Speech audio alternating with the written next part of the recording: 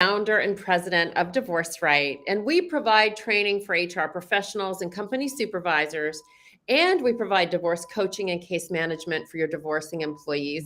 And I want to introduce you to Paulette Rigo, a certified divorce coach, a family mediator, a certified divorce specialist, and a full-time divorce consultant, certified divorce coach, certified divorce specialist. Am I repeating myself? Credentialed mediator and director of coaching and management here at Divorce Right. So I'm so excited. Say hi, Paulette. Good afternoon or good Hi, morning, Paulette. depending on where you live, everyone. Great. Glad you're here. That's awesome. And today we're going to be discussing the options for divorce for your employees. Not every case needs to go to court. As a matter of fact, only 3% of divorces actually end up in a court of law. There are lots of options for your employees as they begin their divorce journey. And we're going to be giving you an overview of all of the options that are available to them. And our goal is to give your employees the best solution for their individual situation. And that's why we have chosen family lawyer Erin Levine to discuss all of these options for divorce. So I'm going to tell you a little bit about Erin. Erin Levine is a legal innovator, entrepreneur, attorney, and certified family law specialist. She is the owner of the Levine Family Law Group and CEO and founder of Hello Divorce, an award-winning online platform that is revolutionizing the broken divorce process, making it affordable and available to everyone. Erin works relentlessly to simplify family law, reduce trauma for those seeking relief from the court, and help people get back on their feet. Her design-centered and sustainable approach to the delivery of legal services has been recognized by the legal industry and beyond, with recent accomplishments that include the American Bar Association's James I. Keene Memorial Award for Excellence and the E-Lawyering and Duke University School of Law's Legal Tech Accelerator Grand Prize winner. Welcome, Erin. Hi, Vicki. Thank you so much. Great to be here. Hi, Paulette. We're so glad you're here. So excited to have you here because, you know, the brand of divorce, when somebody says, I'm getting a divorce, I think that the first thing immediately people, so I have to get a shark, I have to get a bulldog, it has to be, you know, there has to be major conflict and it has to be a real fight. But it's that actually might be the worst choice for the majority of people because, right, it just destroys and sets the tone for the rest of your relationship. And if you've got kids, there's going to be a lot of going back and forth for many years. So, Erin, why don't you start talking about what some of the options are for these employees, and you know why some of these things are a better choice. Right.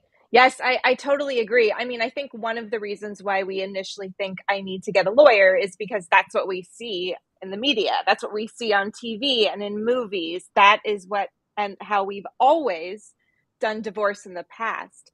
The good news is that there are other options. And none of them are mutually exclusive, meaning you can mix and match. Your employees can find the support that they need. The goal is to find the support that you need at a price that they can afford, right?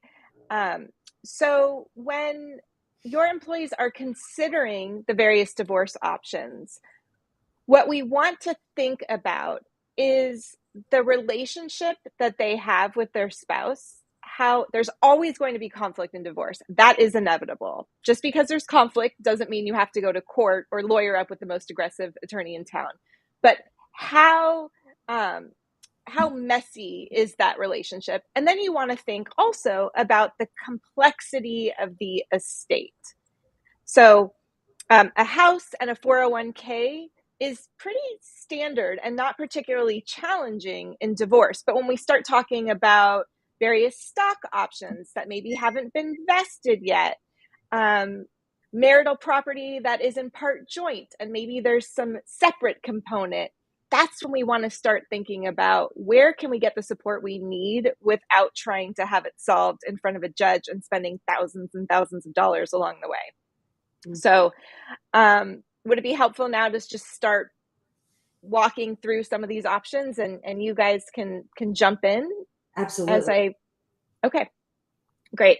So one option that has actually is a lot more common than some of you might think is the DIY option. So that is an option where the employee goes and either uses an online service provider to help them find the forms they need and prepare them, or they go to the court. Maybe it's the website, maybe it's some research online to find the forms that they need to prepare the documents on their own and to ensure that they are meeting all the procedural requirements of divorce so that they can get divorced. In the past, DIY divorce is generally for more short-term marriages and when the parties already have an agreement or are pretty certain that they'll get to one fairly quickly. The thing about divorce, and Vicki, correct me if you push back if you think I'm wrong, but a huge piece of divorce is actually logistics. It's ensuring that you prepare the right forms at the right time, you file them at the correct intervals, and you serve them, meaning deliver them to your spouse in a way that's legally admissible. And that's actually trickier than you think. Most states, even in an uncontested divorce, have like 20 or more forms. So it's pretty tricky.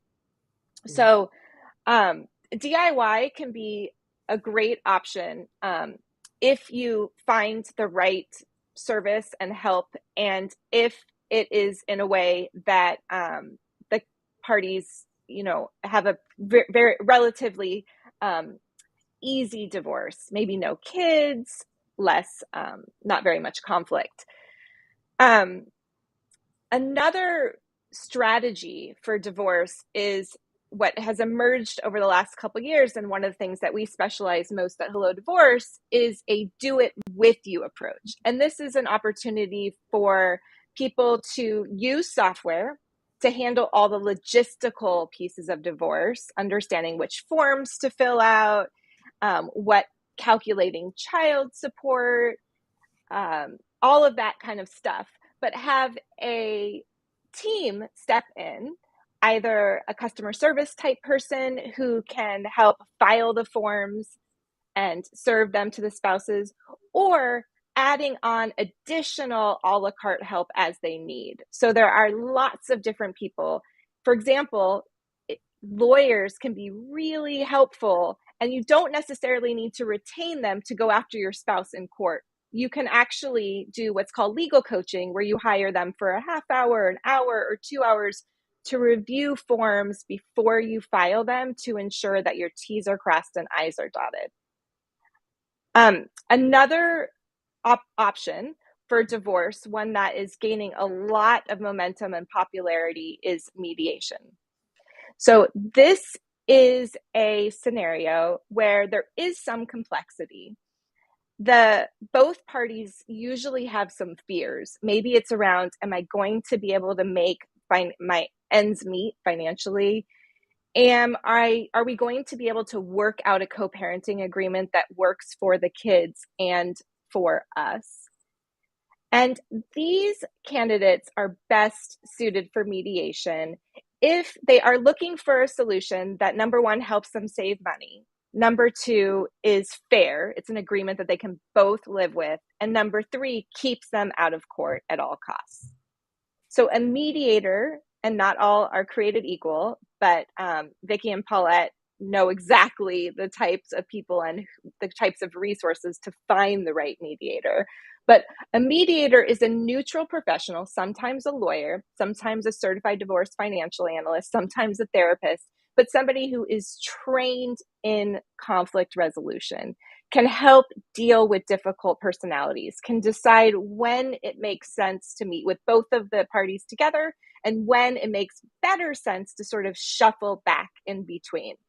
I think a lot of people fear mediation because they think it's going to be more like marital therapy, that they're going to sort of have to rehash everything that went wrong in their relationship. And that is really not it at all.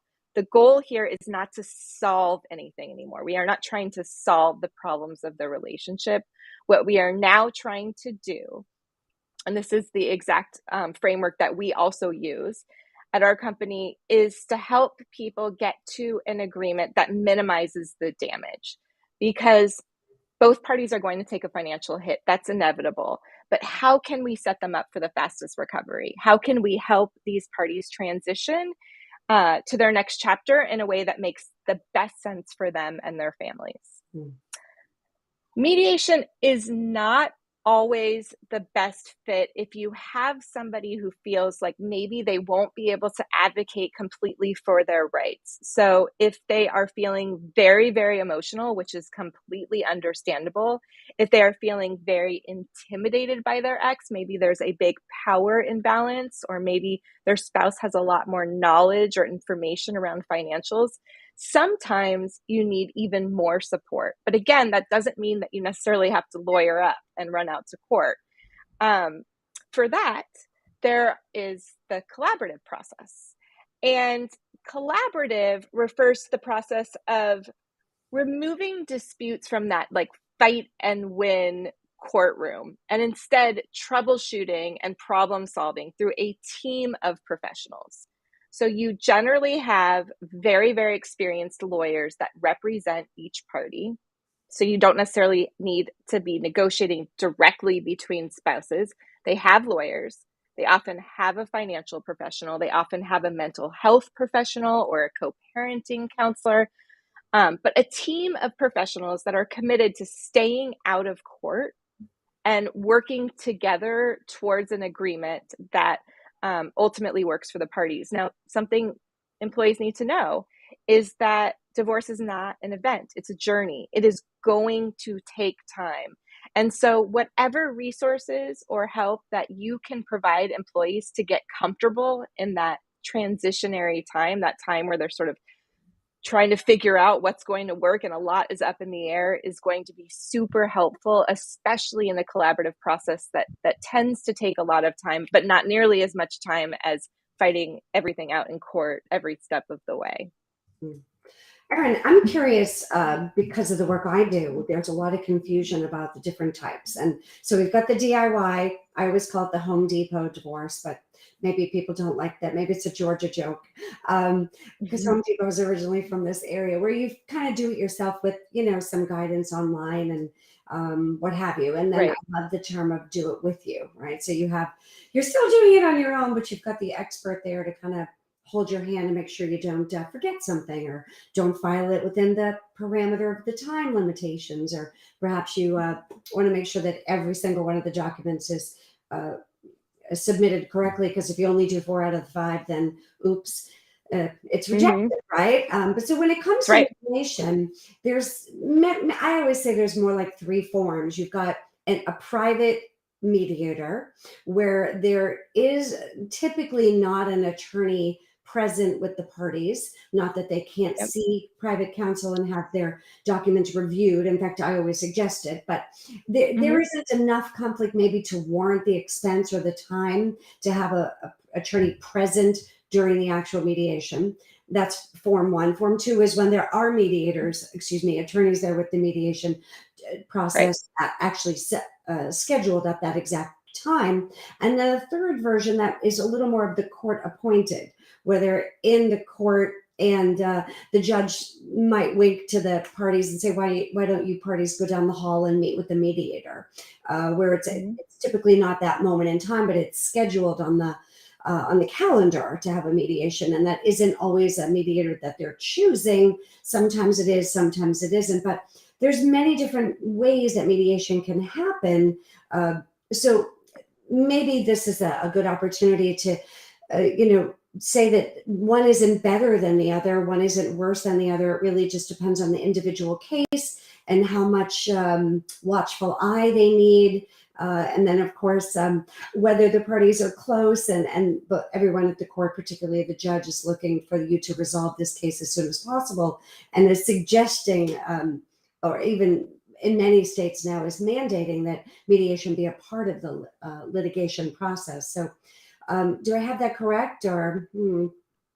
Yeah, I do. I think you do. I think, the one thing I would say is like anytime you find a great mediator to work with, it's certainly a benefit. But what I would like to see people do is get into mediation a lot earlier if there Mhm. is conflict. I think that Yes. is really important. And one way to do that Mm. is to, if it's possible and if it's safe, and it is a lot more often than you think, see if that spouse and their ex can come to some sort of ground rules. What is our expectations around this? Are Mhm. we both going to lawyer up and fight this out in court? Or is it our goal to try to keep our wealth here instead of out with lawyers and to try to work together? It doesn't mean they have to have an agreement on anything yet, but Mhm. getting into mediation Right. quicker is really helpful. Initiating that conversation and that process earlier, sooner than later is much more successful. Yeah, once you're in the court process, there's a lot more pressure, it's a lot more Mhm. money. It doesn't mean you still can't be successful and have an agreement. As Vicky said, like my statistics are 95, hers are 97, but most people, the vast majority of people resolve their divorce without a contested trial. We just need to get them there a lot earlier. Beautiful. So then we have collaboration, and if you might as well keep going with the rest of the methods, just so everybody has that good foundation of what the methods are. Sure. I think one that I missed that I haven't talked about yet is arbitration, usually done with a private judge, and it is not available everywhere, Hmm. and it varies a little. And that's the thing about divorce, is that the laws and the procedure vary from state to state in a lot of ways, and sometimes even county to county. But when arbitration and a private judge option is available, this is a great way to keep your divorce out of the public eye, because if you have a very contested or very complicated um, case, or you tried mediation and you weren't able to necessarily come to an agreement, you Hmm. might want a third party, a very experienced former judge, retired judge, or private judge to come in and make decisions on your behalf that are binding orders that aren't necessarily in a public courtroom like most court hearings are. Mm. The advantage is that private setting versus litigation being public. And even though it is final and you can't appeal it, from what I understand, I'm not sure if it's all 50 Mhm. states, but there's a little bit of risk there when you feel like, oh, this is what if I don't agree with or don't like the decision? It is a final decision, but the advantage is it really is a completely private process. And the advantage is that you and your spouse get to come to an agreement on who that judge is, because Mhm. ordinarily you don't get to choose your judge in county court. And let me tell you, that Mm. judge has hundreds, if not thousands, of other cases. Cases, yeah. So, an advantage with that private judge is not only picking someone that you both think has a good reputation, is fair, is family focused, but also who has the time and energy to spend learning your matter and learning about the things that you're concerned about, that are interesting, that are important, so that Mm. they can make a good decision. It never feels good having someone make a decision about your life, but it's better than the alternative, Yeah, usually. beautiful point, because most attorneys, sorry, most judges have, let's just say, a lot of cases. And if I could just interject, what I love about these, Sure. I think that something that gets overlooked is that this stuff is private. So much of what goes on in your family ends up in public record when you go through the divorce process using the court system. If you have um, a rather, public employee, somebody that's the face of your employee, that you don't want to have their dirty laundry in public. These are great choices for those people. Really great choices to keep their personal and private matters private. Mhm. So, well-known celebrity-like types of employees. These are great options for them.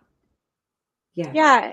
Yeah, and I mean, one thing to remember is, like, and this is how we look at it at both my law firm and at my company, Hello Divorce, is that, like, these are flexible. You try, And if something doesn't work, you can bring in additional help along the way. If you're in mediation, like Paulette said, and you feel like, I'm not really sure about agreeing to this, let me talk it over with a lawyer, you can.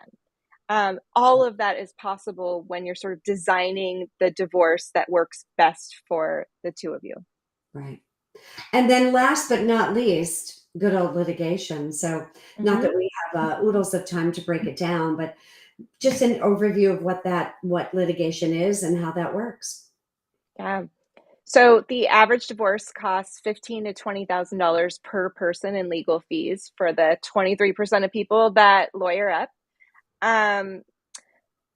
Sometimes it is inevitable. Sometimes there is nothing that you can do to try to reasonably settle your case outside of court.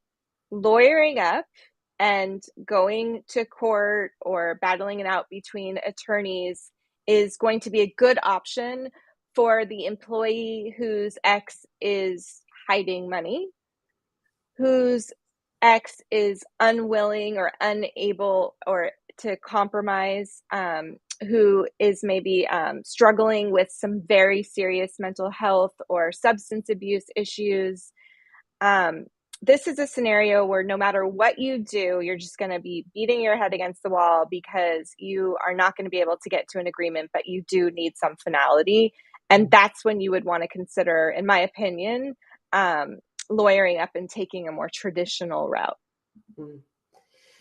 Yeah, it's not fun. I've been there. So I'm part of that 3 to 5% that have been through a trial. So I understand.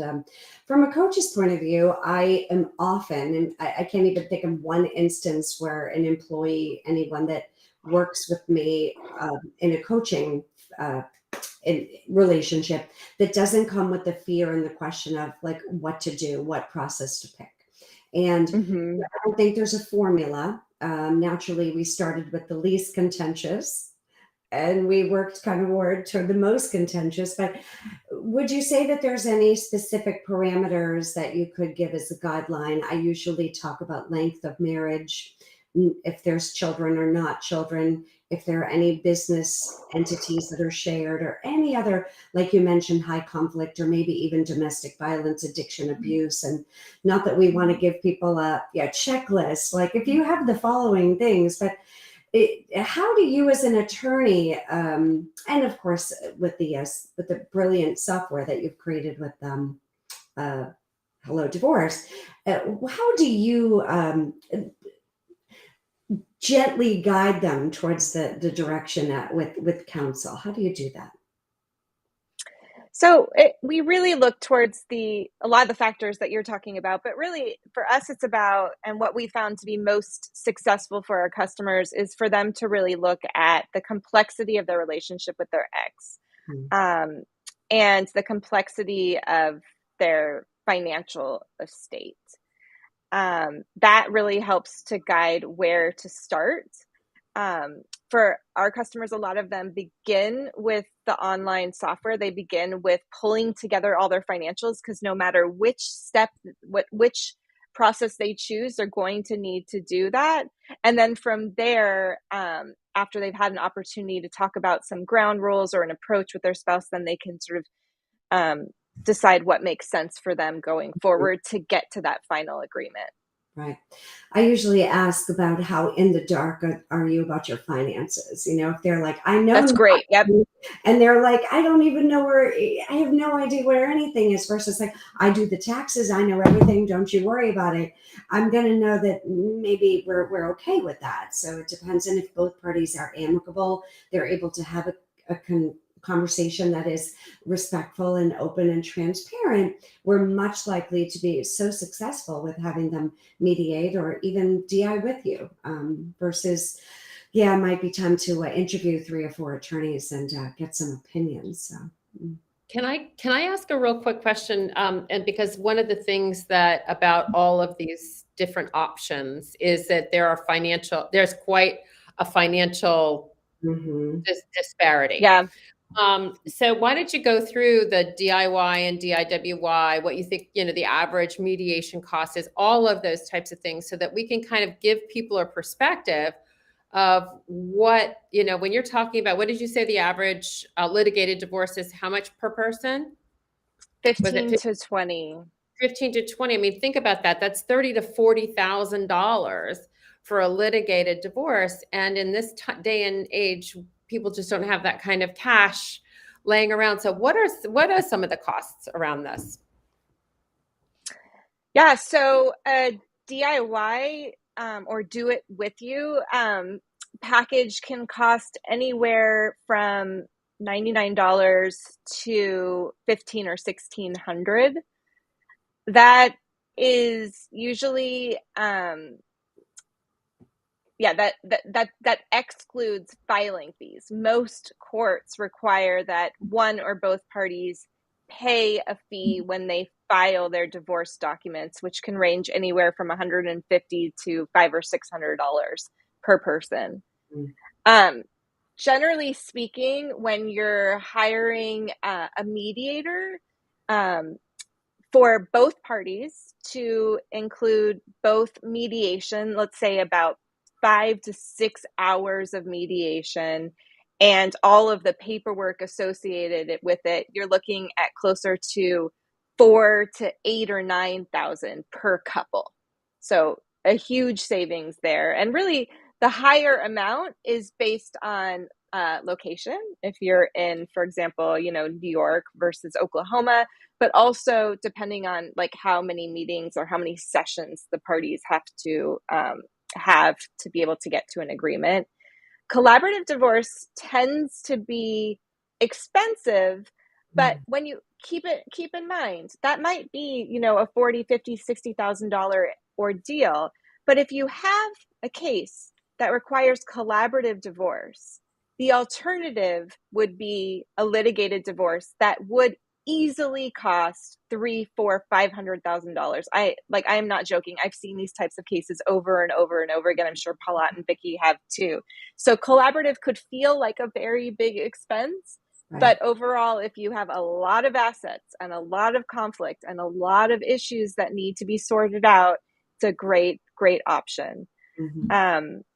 Bringing in an arbitrator or a private judge can cost anywhere from, generally $200 to $500 an hour with that judge.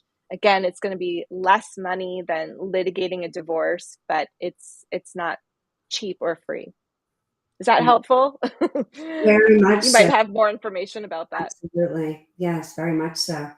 And that's of course going to range based on where you live in the United States too. Like, Correct. If you are in Los Angeles and New York, not to pick on those cities, they're going to be more expensive than, suburbia, Kentucky. Yeah. Yes, right. absolutely. So one example is like our mediation package is $3,800, and that includes all of the forms, the filing, and then 5 hours of mediation, because that's what we find most couples need. Of course, if you need more, you can always meet with any mediator for an hour or two or more, and that's going to cost similar to what a lawyer might cost, anywhere between like $200 and $500 an hour usually. Right. I find that mediation prices haven't really risen much, because way back in the day when I did my divorce, it was about the same cost. So, which is makes me happy to see, that it is still a more affordable option. And usually that is a total cost, and the couple can split it based on their financial situation, which is always nice too. So, yeah. I don't know if you want to answer a question, but Frances has asked us one. Yeah, we have a question. It's actually not about this topic, but I'm going to throw it out there to these ladies. What do you do if you're going through a breakup? For example, your significant other wants access to your social media account, etc. Question from a friend going through this at the moment. So, any thoughts on? Nobody gets access to my social media accounts. Nobody. Not only no, but heck no. No. Right. In fact, you should be changing your passwords pretty early on, even if you somewhat trust the spouse that you're divorcing from. It is always prudent to change those and to be careful with what you post and why and when, especially as you're going through the divorce process. But there's very, very limited times when a spouse can gain access to another spouse's social media. And that is usually through a process called discovery. If there is some type of evidence that one spouse believes the other spouse holds in their account, and there's no guarantees that you'll get access to it. It's pretty rare. But I do warn everyone as a coach, I talk to clients about this every day. Be so careful, prepare and protect yourself. I think it's 86% of evidence in divorce comes from social media, text messages, emails, some tangible piece of paper that can be printed, screenshotted. So be really careful what you do or say, and always think about, not what would my mother think, but what would a judge think? So Right. be really Oh, absolutely. careful. Judges see some of this crap on Mhm. social media, and that just lights them up. So be very, Mhm. very cognizant of the fact that if people can see it on social media, a judge can see it. And if it's And it's nasty more or if public it's than not, you realize. Yeah. Mhm. absolutely, Yes. absolutely. So anyway, well, As thank you, Francis, for Question, that. Francis. Thank you. But tell your friend to be wise and um, yeah, watch their P's and Q's. yeah, Absolutely. Well, I thought that this was, super valuable for everybody that has employees that are at every economic level at their company. And whether Mhm. you're, none of us wants to throw money away. None of us want to go in and spend $100,000 on a divorce when it could have cost them, with a little bit of guidance and direction from the right type of people like us that see this from the inside out. We know the circus that can be brought into this and doesn't have to be brought into this. Mm. And if we can just show people that there are other options, if we can break down that barrier that you have to get the shark, you have to get the bulldog, and you can get something where at least at the end of the day, you and your spouse, particularly if you have children together, they can still communicate. Because one of the things that happens in some of these high conflict divorces is that having a relationship at all ever in the future, including being able to communicate with your ex over the custody of your children, that's this it's not worth it. It's not worth it. Financially, it's not Yeah. worth it. Emotionally, certainly not to your children. So, Erin, thank you so much for being with us this week. We really appreciate that.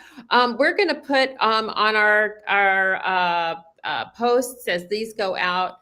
But why don't you go ahead and give them your website address so that we can get some people to do some more research on your company. Great, thank you. Our website is www.hellodivorce.com. Thank you. You can follow us on Instagram at Hello Divorce as well.